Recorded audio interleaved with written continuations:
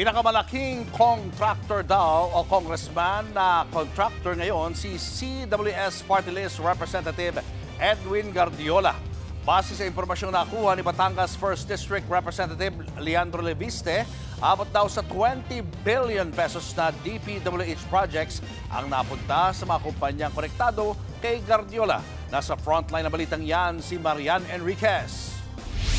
The largest contractor now in Congress is Congressman Edwin Guardiola. Yan ang akusasyon ni Batangas 1st District Representative Leandro Leviste laban kay CWS Party List Representative Edwin Guardiola. Contractor o congressman na contractor daw si Guardiola. Ayon kay Leviste, batay sa listahang nakuha raw niya kay dating DPWH Yusek Catalina Cabral, umabot sa 20 billion pesos na proyekto ng DPWH para sa 2025 ang napunta sa kumpanyang umano'y konektado kay Guardiola.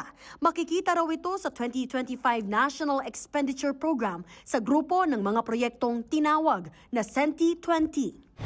The 20B of projects in the CENTI 20 list as of August 2024 were all awarded to these Guardiola-linked companies. Sa Tuwi, Batangas pa lang, 4 na proyekto ang hawak daw ng Redicon Trading. I know that the Redicon Trading projects in Tuwi are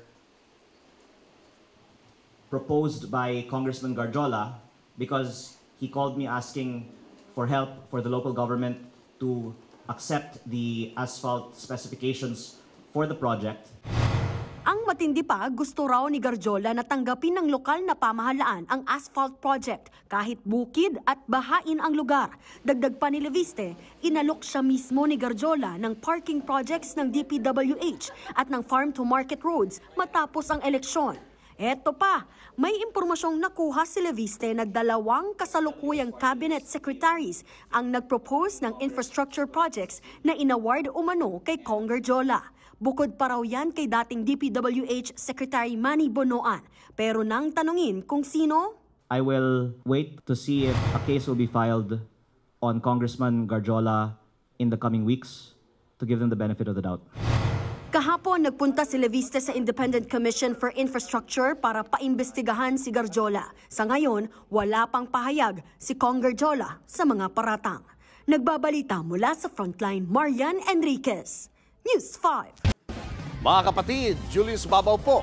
Para sa komprehensibo at makabuluhang balitaan at talakayan, mag-follow at mag-subscribe na sa social media pages ng News 5.